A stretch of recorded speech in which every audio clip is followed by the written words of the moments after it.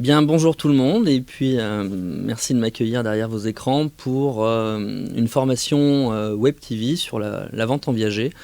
Une formation qu'Aurélie et Jean-Claude Miribel me demandent depuis un petit moment. J'anime habituellement cette formation au sein d'une formation sur une journée. On m'a demandé évidemment de réduire un petit peu les choses. Vous voyez mon plan derrière moi. Une première partie où on abordera les définitions et la généralité du viager. Une deuxième partie où on essaiera d'aborder ma méthode de calcul. Et puis une troisième partie, donc avec les aspects commerciaux, juridiques et fiscaux de la vente en viager. Voilà. Sachant que la troisième partie sera abordée au cours probablement d'une deuxième session Web TV, puisque les aspects commerciaux, juridiques et fiscaux prennent un petit peu de temps à être développés.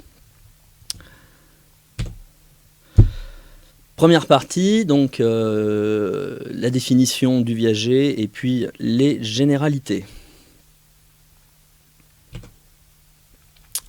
S'il faut donner une définition au viager, on peut donner celle-ci. La vente en viager, c'est la vente d'un immeuble, en tout cas en ce qui nous concerne, contre l'engagement par l'acquéreur de verser périodiquement au vendeur des sommes durant toute la vie de celui-ci ou la vie d'un tiers. Pourquoi la vie d'un tiers? Parce qu'en fait, on assimile souvent viager avec la vente du bien de celui qui vous le vend, mais on peut faire porter le risque sur la tête de quelqu'un d'autre. Il s'agit bien sûr d'une vente, mais c'est une vente aléatoire et c'est comme ça que le viager est défini par le Code civil, l'article 1104, puisque le montant total de l'acquisition dépend de la durée de vie du vendeur. Alors, vous voyez qu'aléatoire est souligné, enfin, en gras sur mon PowerPoint, parce qu'en fait, il faut que ce soit l'élément majeur qui régisse toujours la question que vous devrez vous poser, savoir si vous êtes effectivement dans un viager ou pas, puisqu'un viager qui ne respecte pas d'aléas, qui n'est pas aléatoire, n'est pas un viager, et un tribunal pourrait annuler cette vente. Je prends un exemple qu'on me pose souvent. On me demande souvent si, par exemple, on fixe le nombre de rentes du viager.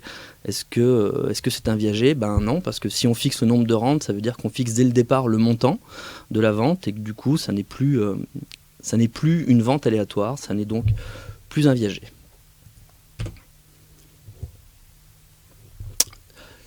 Je voudrais qu'on revienne sur quelques points de vocabulaire qu'on pourra utiliser dans cette formation, mais également que vous pourrez utiliser au cours de votre parcours professionnel en tant qu'agent immobilier si vous vendez du viager. Le débit rentier, donc le débit rentier, en fait, ça correspond à ce que nous on appelle l'acquéreur, c'est la personne qui verse la rente. Et c'est effectivement ce qui correspond à l'acquéreur dans le cadre d'une vente classique.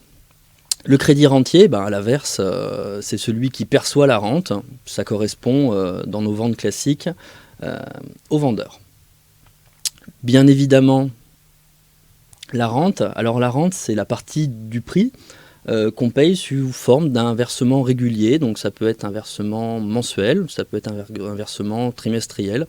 On peut imaginer un versement annuel, semestriel. Enfin, vous pouvez imaginer les termes que vous souhaitez. Et puis,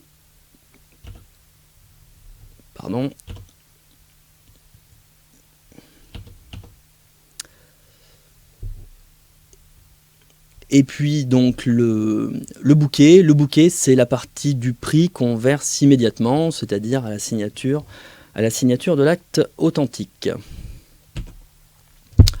Le paiement. Donc, le paiement s'effectue pour une partie comptant, on l'a vu. Donc le jour de l'acte authentique, et pour l'autre partie, au moyen d'une rente viagère que l'acquéreur s'engage à verser au vendeur pendant la vie de ce dernier. D'accord?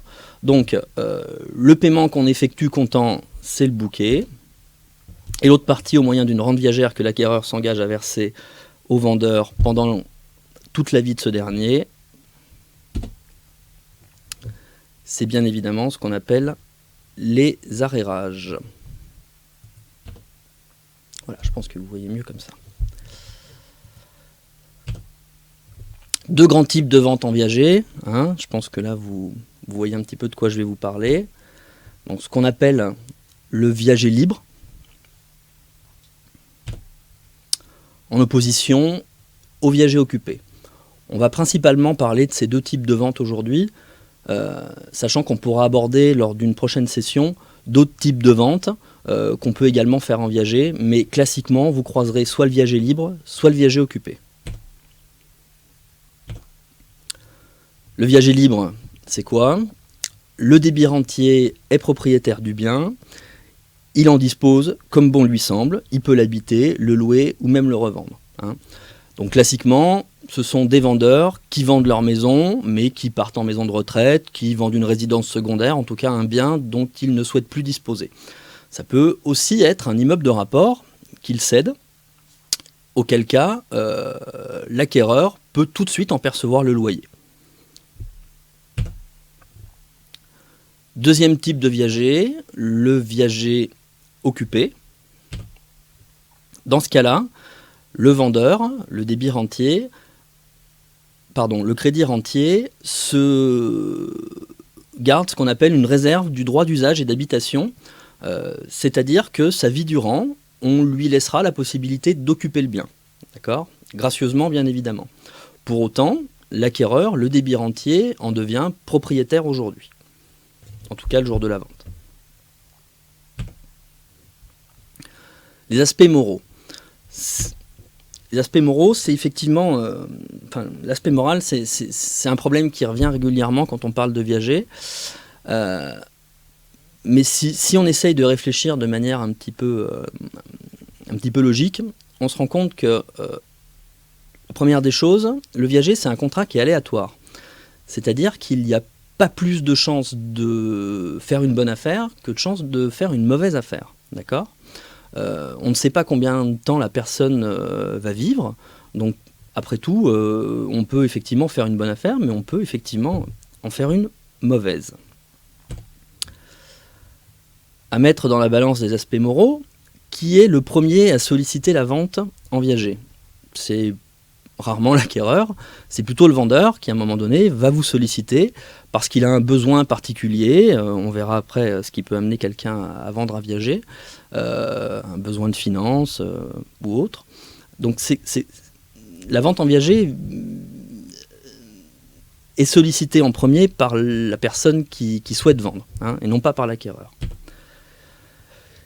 À mettre également dans la balance des aspects moraux, c'est l'amélioration du quotidien que l'acquéreur va pouvoir apporter au vendeur par le versement d'une rente dont le vendeur va pouvoir disposer quotidiennement. Et puis en plus, le vendeur, en tout cas dans le cadre d'un viager occupé, va pouvoir rester chez lui. Donc en fait, on voit que le problème réside surtout dans le tabou qui existe à travers la mort du vendeur, mais que d'un point de vue moral, après tout, il est peut-être pas forcément plus immoral d'acheter en viager que de faire une succession. La réversibilité de la rente. Donc c'est ce qu'on retrouvera majoritairement lorsque vous aurez à faire face à la vente d'une maison qui appartient à un couple. La réversibilité, c'est quoi ? C'est-à-dire qu'au décès de l'un ou de l'autre des vendeurs, la rente perdurera en totalité ou pas. C'est-à-dire que la rente pourra être réduite, mais la rente, on peut imaginer aussi qu'elle puisse être majorée, sachant que la plupart du temps, la rente n'est pas modifiée et elle reste, et c'est le survivant qui en bénéficie pour la totalité du montant de celle-ci.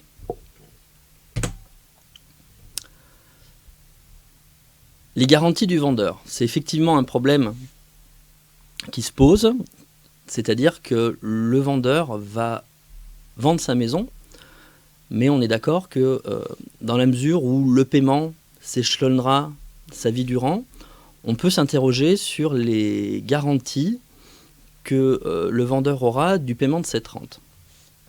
Donc en fait, les garanties sont de deux grands ordres.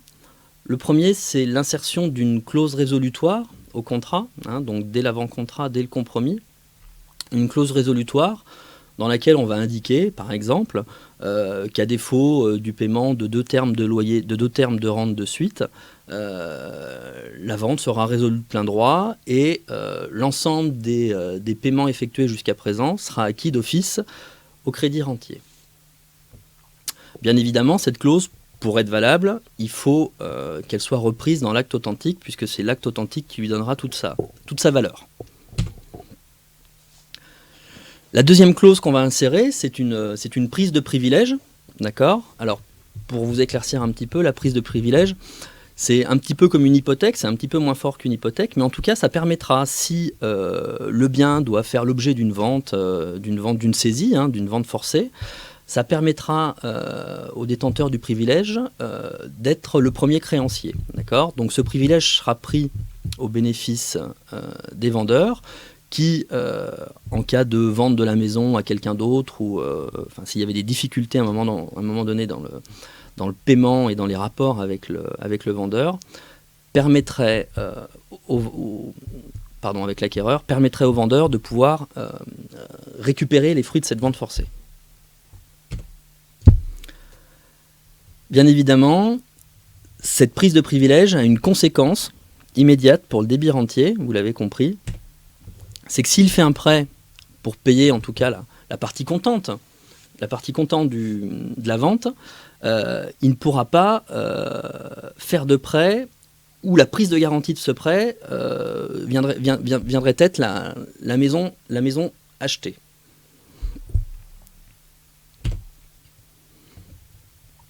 L'indexation de la rente, donc bien évidemment, cette rente, pour qu'elle puisse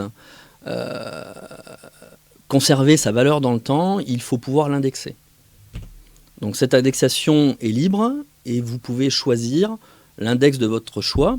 Ça peut être l'indice des prix à la consommation, ça peut être l'IRL par exemple, l'indice du coût de la construction, enfin j'en sais rien, vous pouvez choisir l'indice que vous le souhaitez.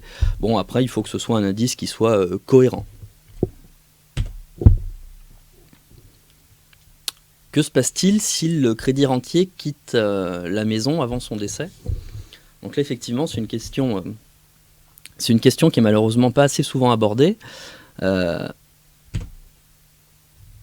Si le vendeur, par exemple, part en maison de retraite, le problème, et c'est une question que je vois régulièrement revenir sur les forums, le problème c'est que le vendeur ne sera pas forcément incité à libérer pleinement la maison, c'est-à-dire en tout cas à laisser l'acquéreur en reprendre l'usage. Et souvent, l'acquéreur il se trouve un petit peu ennuyé parce qu'il a une maison qui est vide, il a des vendeurs qui sont plus dans la maison, le crédit rentier est plus dans la maison, et du coup c'est un peu ennuyeux parce que la maison n'est pas entretenue, ainsi de suite. Donc ce qui est bien, c'est de prévoir dès l'avant-contrat une clause pour libération anticipée, donc avec une petite carotte, c'est-à-dire de dire voilà, si le vendeur souhaite quitter la maison, il en informe l'acquéreur, et moyennant une augmentation de la rente, l'acquéreur peut récupérer l'usage du bien. Bien évidemment, c'est la petite carotte qui va faire toute la différence, puisque c'est ce qui va motiver le crédit rentier à restituer les lieux s'il n'en a plus besoin. Il faut que cette carotte, elle soit bien évidemment suffisamment intéressante pour que le vendeur soit motivé à le faire. Et puis, bien évidemment, ça permet au débit rentier de limiter les dépenses, c'est-à-dire d'avoir à payer une rente pour un bien qui n'est pas utilisé. L'avantage, c'est qu'ici, le débit rentier va effectivement payer une rente un peu plus importante, mais par exemple, pourra louer la maison, pourra l'habiter et en retirer forcément un revenu. Les frais de notaire. Donc en fait, une vente en viager, c'est une vente comme une autre, hein, simplement ce qui en différencie, c'est les modalités du paiement. Donc en fait, les les frais de notaire dans le cadre d'un viager libre sont calculés sur la valeur du bien, comme dans le cadre d'une vente classique, hein. C'est-à-dire la valeur auquel vous avez estimé la maison au départ. Et puis dans le cadre d'un viager occupé, hein, il va falloir déduire ce qu'on appelle le droit d'usage et d'habitation. Donc il va falloir calculer la valeur qui correspond au fait que les vendeurs vont rester dans cette maison. Bien évidemment, c'est une moins-value, il va falloir le calculer. Les incidences sur la déclaration d'impôt sur le revenu. Donc le crédit rentier doit déclarer la rente dans ses revenus. Pour autant, il bénéficie d'un abattement en fonction de l'âge auquel il va toucher sa première rente, hein. Ça c'est important, c'est-à-dire que ce n'est pas forcément l'âge qu'il a au moment où il fait sa déclaration de revenus, c'est bien l'âge qu'il avait au moment où il a touché pour la première fois sa rente. Donc, s'il vend son viager et qu'il touche sa première rente avant 50 ans, il ne déclare que 70% de sa rente, c'est-à-dire il procède à un abattement de 30%. Entre 50 et 59 ans, c'est un abattement de 50%. Entre 60 et 69 ans, c'est un abattement de 60%. Et au-delà de 70 ans, c'est un abattement de 70%. C'est-à-dire que dans la majorité des cas, puisque la plupart du temps, vos vendeurs ont quand même plus de 70 ans, ils ne déclareront que 30% du montant réel de la rente. Il faudra penser à avertir vos débits rentiers, tout simplement parce que le débit rentier a, lui, une obligation de déclaration annuelle aux services fiscaux de la rente qu'il verse au crédit rentier. Alors pourquoi est-ce qu'à un moment donné, un vendeur peut vous solliciter pour vendre en viager? Alors, classiquement, ce qu'on voit, et c'est souvent en ce sens-là que je suis sollicité. Pardon. Mes confrères me passent un petit coup de fil et me disent voilà, je voudrais vendre ce bien en viager, j'arrive pas à le vendre. Alors en fait, c'est à mon sens pas du tout une bonne solution, parce que il faudrait pas imaginer que de pouvoir vendre un bien en viager, ce soit plus facile que de vendre un bien normalement. Donc en fait, si vous avez quelqu'un qui aujourd'hui veut vendre en viager parce qu'il n'arrive pas à vendre autrement, ça me semble pas du tout être la bonne solution et pas du tout être la bonne stratégie que de dire on passe par un viager. Ça sera beaucoup plus compliqué. Vous imaginez que de vendre en viager, il y a beaucoup moins d'acquéreurs en viager que d'acquéreurs dans un cadre classique. Donc c'est à proscrire à mon sens. Par contre, on peut avoir une bonne raison. Si le vendeur n'a pas d'enfant, effectivement, s'il n'a pas d'enfant, ça peut être intéressant. On peut considérer quelque part qu'il va hériter de lui-même. Donc pourquoi pas, c'est en tout cas, à mon sens, une des meilleures raisons. Une autre raison, un peu plus dangereuse à vérifier, parce qu'ils ne souhaitent rien leur laisser.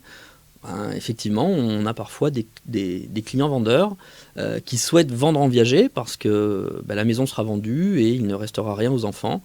Bon, il faut pas vous tromper dans vos calculs à ce moment-là, parce que bien évidemment, vous aurez des enfants qui à un moment donné ne seront pas très contents quand ils s'apercevront de la chose, et il est possible qu'au décès de leurs parents, ils essayent de tout faire pour casser la vente. Donc il faut être rigoureux dans vos calculs quand vous avez affaire à ce genre de situation. Un autre point qu'on voit très régulièrement, c'est un besoin de complément de revenus. Donc là, vous allez avoir beaucoup de clients qui, par exemple, souhaitent vendre en viager parce qu'ils n'arrivent plus à payer leurs charges de copropriété. On sait que les charges de copropriété ont explosé ces dernières années, notamment avec les mises aux normes des ascenseurs et ainsi de suite. Pour autant, ils n'osent pas forcément demander à leurs enfants de les aider. Ça peut être une bonne chose à un moment donné que de décider de vendre en viager. Ils peuvent rester chez eux et ils ont un complément de revenu. En plus, on le verra plus tard, ils ont des charges qui sont allégées puisque ça sera au débit rentier d'avoir à supporter certaines charges. À quel âge est-il intéressant de faire un viager? Donc pour l'acquéreur, il faut qu'il soit plus jeune que le vendeur. Alors, il n'y a pas d'âge pour un acquéreur, on peut acheter un viager à 20 ans, on peut en acheter un à 60 ans. La plupart du temps, on remarque quand même que les acquéreurs sont des investisseurs, donc c'est rarement des gens qui sont très jeunes. Et puis, je pense qu'un investisseur classique ne vient pas au viager tout de suite. Il faut une certaine maturité, je pense. Pour le vendeur, l'âge idéal se situe entre 70 et 90 ans. Enfin, en tout cas, c'est ce qu'on remarque quand on fait des calculs de viager, des calculs de rente. Pourquoi? Parce que trop jeune, il va trouver que la rente et les revenus qu'il va pouvoir tirer de cette vente sont trop faibles, et du coup, ça ne va pas du tout l'intéresser. Et puis à l'opposé, trop âgé, on est sur des rentes avec des montants qui sont complètement dissuasifs. Et là, pour le coup, c'est l'acquéreur vous aurez du mal à trouver un acquéreur avec des montants, même si ça peut être une bonne affaire, c'est pas le fond du problème, mais on peut avoir des rentes qui sont de l'ordre de 1005, 2000 euros. Voilà, c'est pas facile de pouvoir sortir un tel montant tous les mois. Voilà, on va pouvoir aborder, donc on a vu une grande partie de généralité. Bien évidemment, je ne peux pas aborder ici tout ce qui concerne la fiscalité, la commercialisation proprement dite. Je vous propose qu'on l'aborde lors d'une deuxième session. Et on va aborder tout de suite les calculs, puisque c'est bien souvent le point qui vous pose le plus problème. Vous ne savez pas forcément par quel moyen et comment faire vos calculs de viager.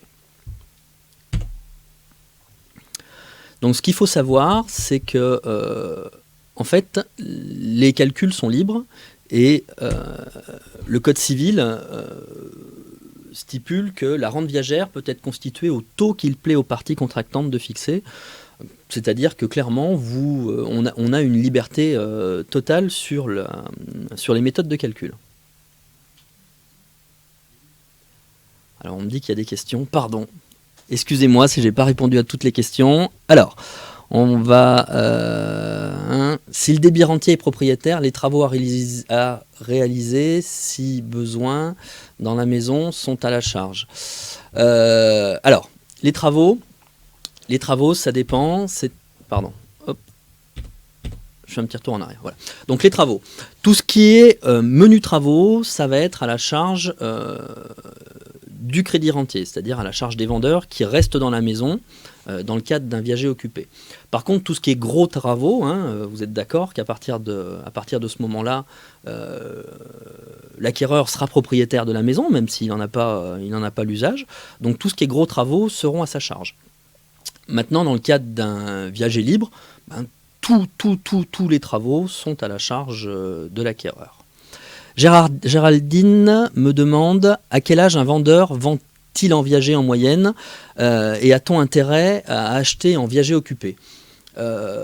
Alors, je vous l'ai dit, un vendeur en moyenne, en moyenne je ne peux pas vous dire, mais régulièrement on trouve entre 70 et 80 ans, 85 ans ça va encore, au-delà de 90 ans, ça commence à être compliqué parce qu'on est sur des montants que les vendeurs trouvent trop faibles. Alors, a-t-on intérêt à acheter en viager occupé? C'est une stratégie d'épargne, tout simplement. Et puis en plus, moi ce que j'aime bien dans le viager, c'est ce côté un petit peu solidaire. C'est-à-dire que vous allez mettre de l'argent sur un compte tous les mois pour épargner, oui c'est bien. Là l'avantage c'est que non seulement vous constituez un capital, vous allez pouvoir aider des gens à améliorer leur quotidien. Et ça, je trouve qu'aujourd'hui c'est quelque chose de pas négligeable. Voilà, vous allez vous constituer un bien. En plus, plus vous allez en acheter, en viager, plus vous allez étaler le risque. Parce qu'en fait, On est d'accord que c'est statistique, c'est-à-dire que aussi bien vous pouvez, si vous en achetez un, vous pouvez faire une bonne affaire comme une mauvaise affaire, tomber sur quelqu'un qui va pas vivre longtemps ou quelqu'un au contraire qui va vivre très longtemps. Mais plus vous allez en acheter, plus en fait vous allez diluer ce risque et plus vous allez être sur quelque chose où forcément vous allez être à la valeur de marché. Caroline, la rente versée vient-elle en déduction des revenus de l'acquéreur ?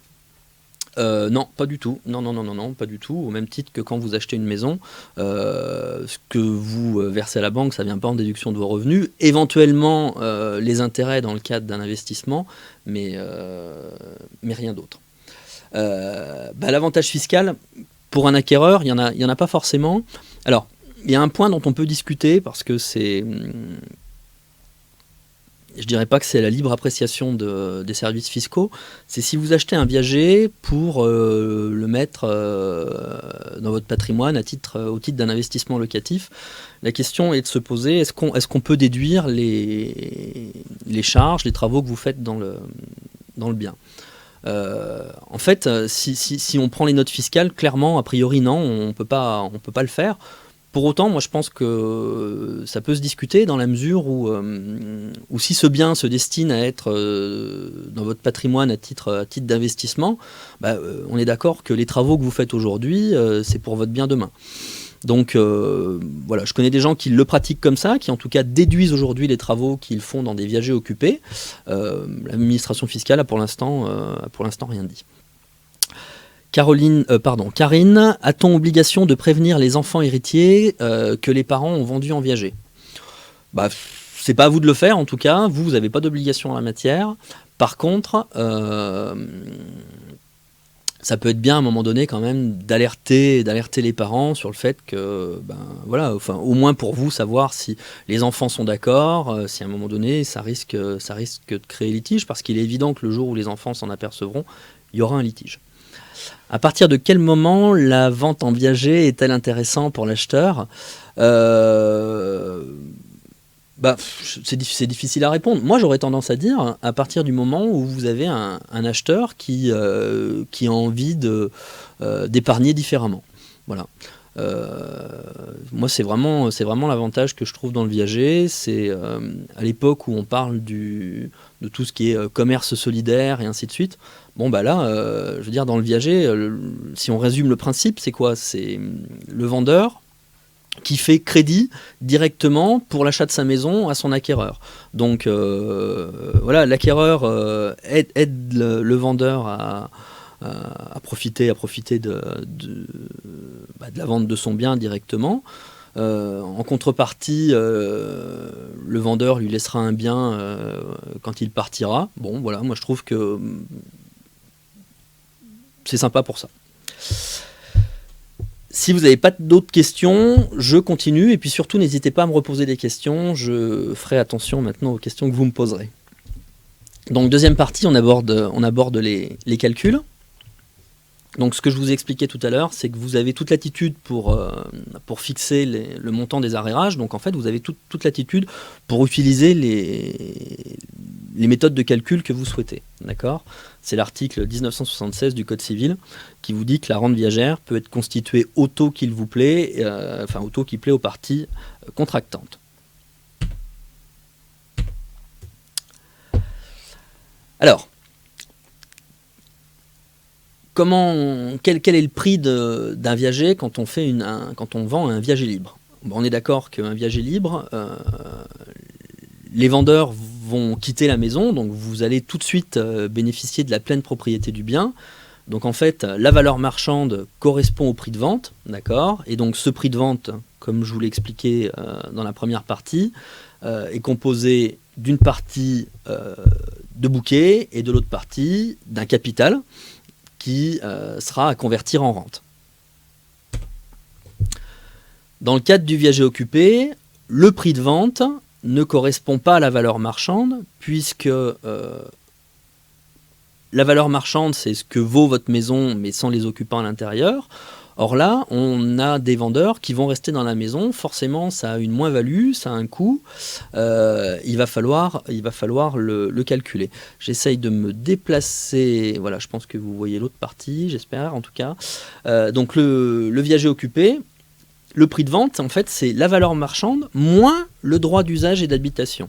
D'accord ? Et donc, de la même manière, cette valeur marchande moins le droit d'usage et d'habitation, ça va faire un montant qu'il va falloir convertir en une partie en bouquet, l'autre partie en du capital qu'il va falloir convertir en rente. Donc, on va avoir deux choses à calculer. La première, c'est le droit d'usage et d'habitation, d'accord, qui va se calculer, vous le comprenez, en fonction de l'âge des vendeurs, puisque plus les vendeurs vont être jeunes, plus ils vont rester dans cette maison, donc plus le coût du droit d'usage et d'habitation va être important. Et la deuxième chose à calculer, ça va être la conversion du capital en rente. Donc bien évidemment, là aussi, ça dépend de l'âge des vendeurs.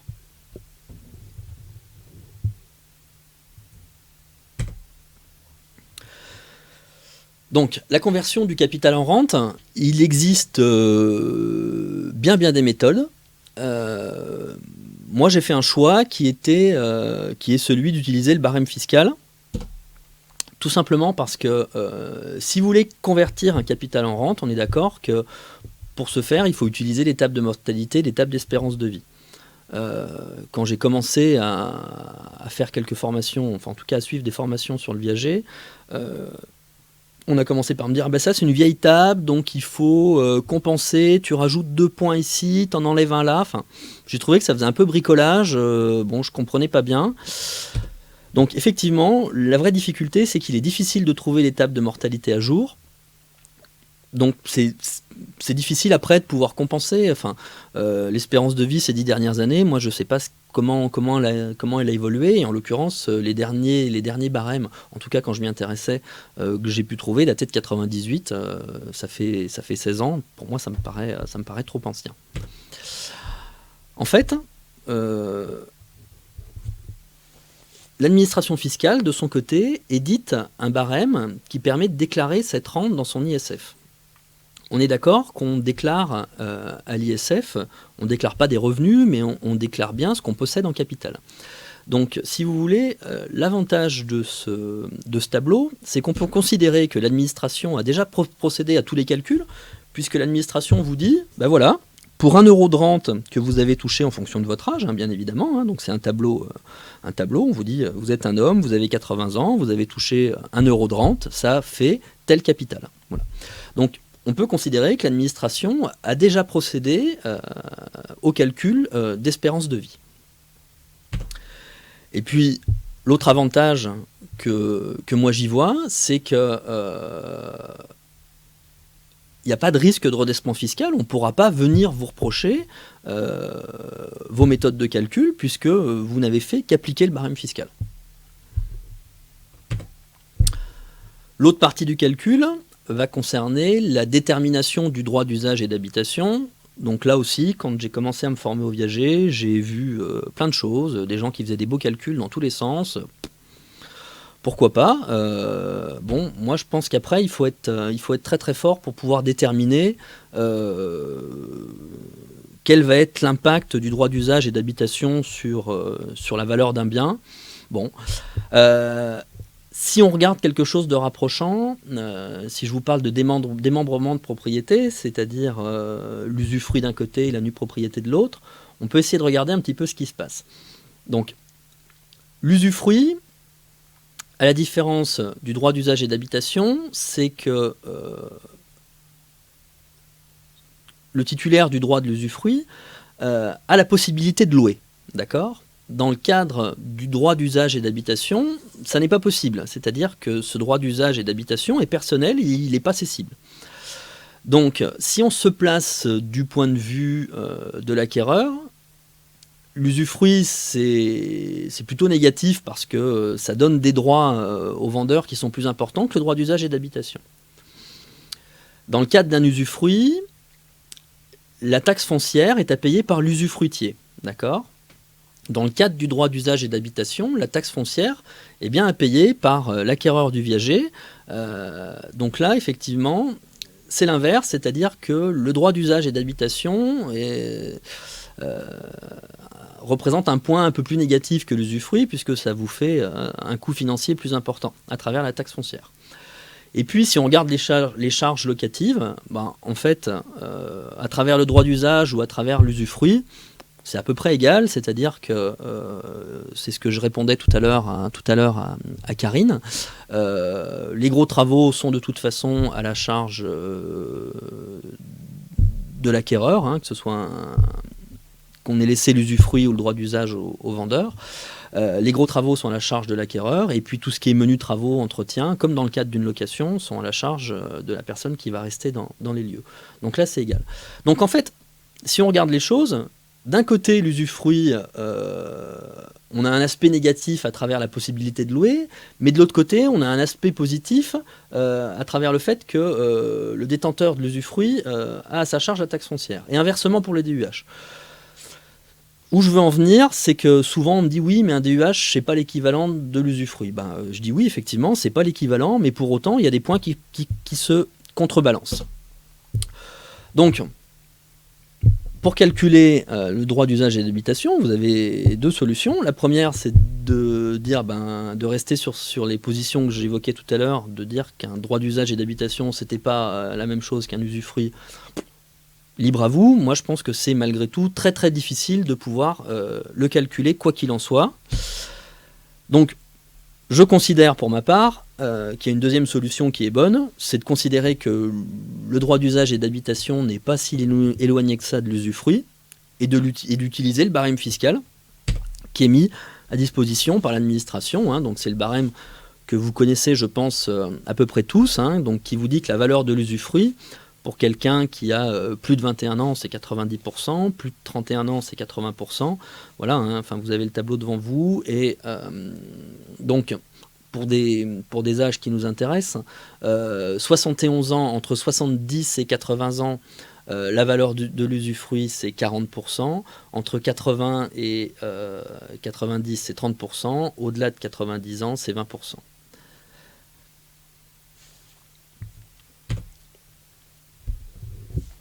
Alors, quels sont les éléments qui sont nécessaires au calcul du viager? Donc, bien évidemment, il vous faut l'âge des gens qui souhaitent vendre, et puis il vous faut une estimation de la valeur de cette maison. Alors, prenons l'exemple d'un viager occupé, un monsieur qui a 82 ans et une dame qui a 84 ans. Avec une réversibilité sur 2 têtes à 100%, hein, c'est-à-dire que là je considère que si un des deux décède avant l'autre, l'autre récupérera la totalité de la vente. Alors, question, peux-tu te décaler? C'était un peu trop tard peut-être, je pense que je le suis maintenant. Quand tu dis la valeur de l'usufruit, c'est la rente que tu es en train de calculer? Non, en fait, quand je dis la valeur de l'usufruit, ce que je veux calculer, c'est vraiment la valeur, non pas de la rente, hein, c'est deux calculs différents, mais c'est bien la valeur de... je vends ma maison en viager, mais je reste dedans. Que va valoir le fait que je reste dedans? Voilà. Vous allez comprendre ça à travers les calculs qui viennent. Donc, prenons un exemple, une valeur marchande à 200 000 euros. Calcul du droit d'usage et d'habitation. Donc, ce sont des gens qui ont entre 80 et 90 ans, donc 20% du droit d'usage et d'habitation, ce qui fait 40 000. Je vais donc avoir un prix de vente de 160 000, hein, 200 000 moins 40 000. Il va falloir fixer un bouquet, hein, puisqu'on a dit que le prix de vente se décomposait en deux parties, un bouquet et un capital qu'on devra convertir en rente. Bon, alors pour le bouquet, 30%, on se rend compte que c'est une valeur qui est assez cohérente. Maintenant, vous avez toute latitude, sachant qu'il ne faut pas perdre de vue ce que je vous ai dit tout à l'heure, c'est-à-dire qu'un viager est une vente aléatoire, et que si vous ne respectez pas cet aléa, un tribunal pourrait juger que la vente est nulle. Donc, vous ne pouvez pas faire un viager avec un bouquet à 100%, même à 90%, c'est pas possible. Il faut à un moment donné que l'aléa puisse être respecté. Donc 30%, c'est un montant qui me semble être la plupart du temps cohérent. En plus, d'un point de vue commercial, c'est un montant qui est cohérent. Alors, 30% de 160 000, ça fait 48 000 euros. Hein, donc la vente se fera moyennant un bouquet de 48 000 euros. Et donc, il va nous rester un capital à convertir de 112 000 euros. On est d'accord, hein, 160 000 moins 48 000, 112 000 euros. Alors, je vais peut-être changer de sens, pardon, pour... Hop. Voilà, je pense que vous verrez mieux comme ça. Donc, je récapitule. Ma valeur marchande, 200 000. Mon droit d'usage et d'habitation, 40 000. Le prix de vente, 200 000 moins 40 000, 160 000. De ces 160 000, je vais déduire un bouquet qu'on va payer tout de suite de 48 000 euros. Il va donc rester un capital à convertir de 112 000 euros. J'y dis, sur les 30%, on a une latitude de combien et sur quels critères tu le fais évoluer s'il y a besoin de le faire évoluer. Alors, en fait, on le fait évoluer, je dirais, en fonction des propositions qu'on risque d'avoir, parce que c'est bien, vous pourrez avoir un acquéreur qui va vous dire 48 000, c'est un montant qui est important, j'ai du mal à sortir ça tout de suite, est-ce qu'on pourrait pas faire 30 000 ? Bon, voilà, donc auquel cas, vous déduisez votre bouquet, au lieu de partir sur un capital à 112 000, si vous avez que 30 000 de bouquet, ça vous fera un capital à convertir de 130 000, tout simplement. Quelle latitude vous avez ? Je dirais c'est assez large. Après, il faut que vous ayez en tête toujours, est-ce que je respecte l'aléa ? Voilà. Sachant que l'aléa, ça vous le verrez dans la troisième partie, la partie juridique, l'aléa est laissé à la libre appréciation des juges. Donc après, voilà, hein, c'est comme tout, c'est difficile de savoir réellement, mais je dirais que si vous êtes convaincu que vous respectez l'aléa, c'est déjà ça. Alors, j'ai mon capital à convertir, 112 000. Et là, je vais donc utiliser le barème que je vous indiquais tout à l'heure, c'est-à-dire le barème qui va servir à déclarer cette rente dans mon ISF. Donc c'est simple, hein, vous avez votre tableau,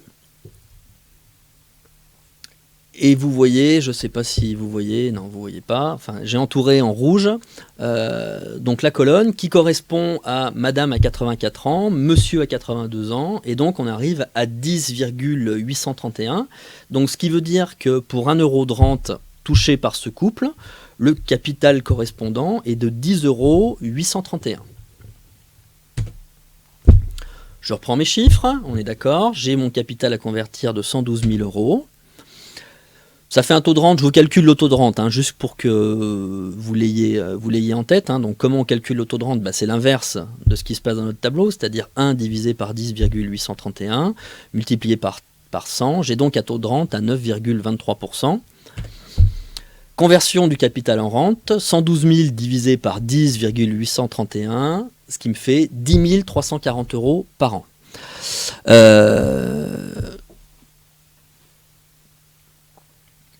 Karine voudrait que je répète, la valeur marchande, c'est l'estimation à la vente du bien. Oui, la valeur marchande, c'est l'estimation de la vente du bien.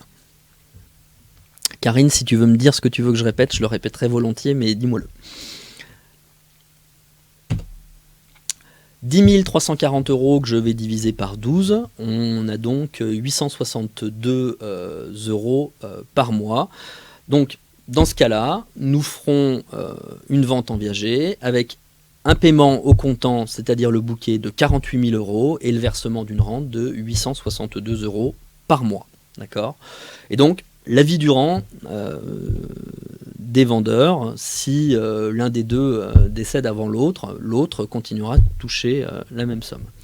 Bien évidemment, je vous l'ai expliqué tout à l'heure, il faudra que cette rente, vous puissiez l'indexer sur l'index de votre choix, mais en tout cas, il faut l'indexer pour qu'elle puisse garder sa valeur. Alors, Karine me dit qu'elle est perdue dans les calculs. Alors, on va faire une petite marche arrière pour Karine. Donc, la valeur marchande. Donc, la valeur marchande, c'est la valeur auquel j'estime mon bien. D'accord ? Donc, j'estime que mon bien vaut 200 000 €. De cette valeur, je dois déduire le droit d'usage et d'habitation, d'accord, Donc les barèmes fiscaux me disent que pour quelqu'un qui a entre 80 et 90 ans, on est à 20% de la valeur. Donc mon droit d'usage, en tout cas pour l'usufruit, et moi j'assimile l'usufruit au droit d'usage et d'habitation. Donc pour un bien de 200 000 euros, j'ai un droit d'usage de 40 000 euros. Je vais donc avoir un prix de vente, c'est-à-dire que je vais vendre réellement une maison avec des gens qui vont rester dedans leur vie durant. Ça ne va plus valoir que 160 000 euros. Si j'applique un bouquet de 30% de ces 160 000 euros, j'ai donc 48 000 euros de bouquet, d'accord. Ce que je vends, on est bien d'accord, Karine, c'est bien 160 000 euros, d'accord. Donc ces 160 000 euros se décomposent en 48 000 euros tout de suite et 112 000 euros, mais qu'il faudra que je convertisse en rente. Pour les convertir, j'utilise ma table fiscale, d'accord, qui me dit en l'occurrence ici que pour 1 euro que ce couple a touché de rente, ça correspond à un capital de 10 831 euros. D'accord. Donc 112 000, je vais le diviser par 10,831, ce qui va me donner le montant de ma rente, 10 340 euros par an. Et si je le divise par 12, j'obtiens ma rente mensuelle. Je poursuis en vous proposant une proposition de calcul pour l'augmentation de la libération anticipée. Je vous ai expliqué tout à l'heure qu'il était bien de proposer une augmentation si les vendeurs souhaitaient quitter leur maison. Donc, il n'y a rien qui régit cette augmentation. Après, ce que je vous expliquais aussi, c'est qu'il faut que la carotte soit suffisamment intéressante pour inciter les vendeurs à le proposer aux acquéreurs. Donc, en fait, ce que j'aime bien, c'est rajouter 50% de la valeur de la location. Ça fait un montant qui est cohérent, je trouve, en tout cas. Donc, si j'ai un bien qui, en l'occurrence, pourrait se louer 600 euros, 50%, ça fait donc 300 euros. 300 euros que je divise par le montant de la rente, ça me fait une augmentation de 34,8% d'augmentation. Donc, vous le rédigerez comme ça, c'est-à-dire une augmentation pour libération anticipée de 34,8%, parce que le jour où la libération se produira, la rente aura peut-être augmenté du fait de son indexation. Elle ne serait peut-être plus à 862, mais peut-être à 900, j'en sais rien. Donc auquel cas, il faut prévoir un pourcentage et pas un montant. Voilà, et puis pour conclure, mais je pense que vous l'avez tous compris, je vais revenir sur le viager libre. Alors je vais répondre à quelques questions.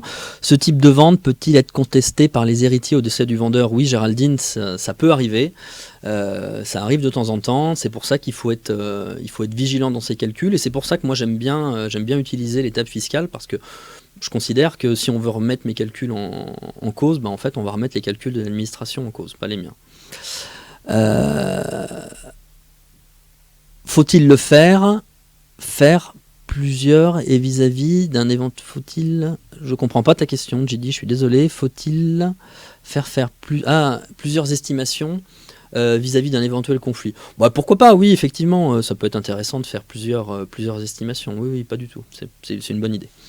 Donc, pour conclure, je vous propose qu'on fasse la même chose, mais avec un viager libre. Hein. Donc, on va considérer la même chose. Hein. Un monsieur qui a 82 ans, une dame qui a 84 ans, et donc une réversibilité sur 2 têtes, à 100%. Alors, sachant que les tables fiscales vous permettent de faire d'autres réversibilités. Hein. Vous avez, je crois, dans les tables fiscales, 60%.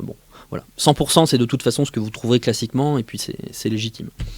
Donc, on va reprendre la même chose, la valeur marchande, 200 000 euros.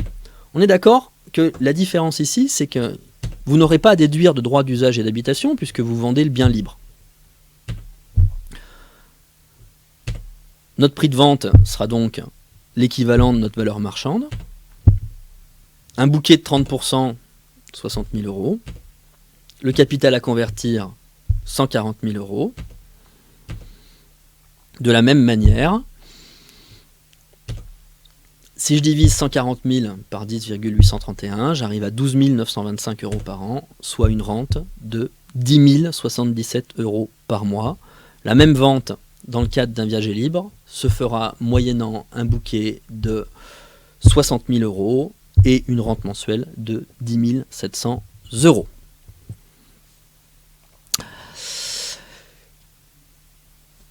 Voilà, écoutez, je pense avoir fini. Si vous avez quelques questions, je veux bien patienter 5 petites secondes, le temps de les voir apparaître dans le chat.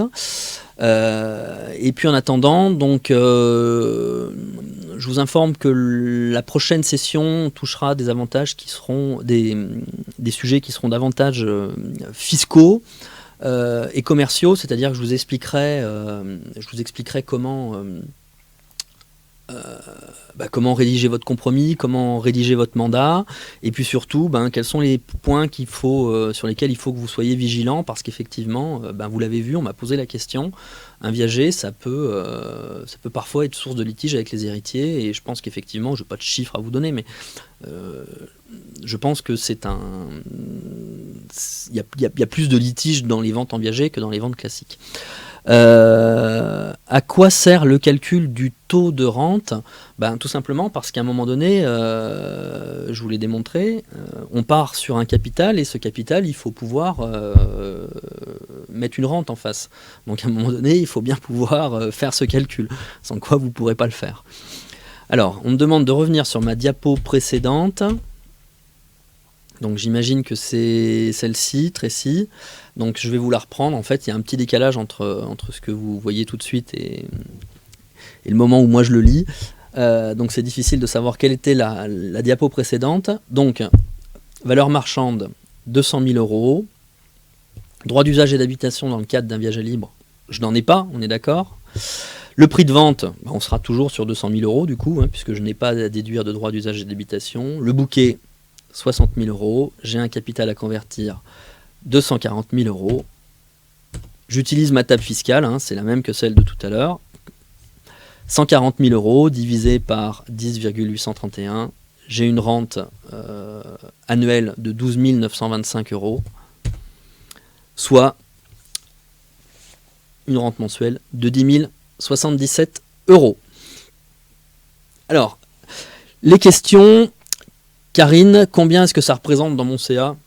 Ça représente pas grand-chose, mais c'est très très intéressant. Alors, il y a des années où je m'y suis vraiment beaucoup consacré parce que j'ai fait de la publicité vraiment spécifique.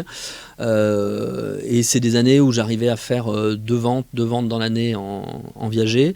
Mais après, j'ai quelques confrères qui s'y consacrent vraiment beaucoup, en l'occurrence Philippe Champagne. Et je crois, je ne suis pas sûr de mon coup, mais je crois que Philippe il doit faire 5 ou 6 ventes par an en viager. Voilà. Sur ce, je vous remercie et puis j'espère vous retrouver lors de ma prochaine intervention sur les aspects fiscaux et juridiques. Merci et à très bientôt.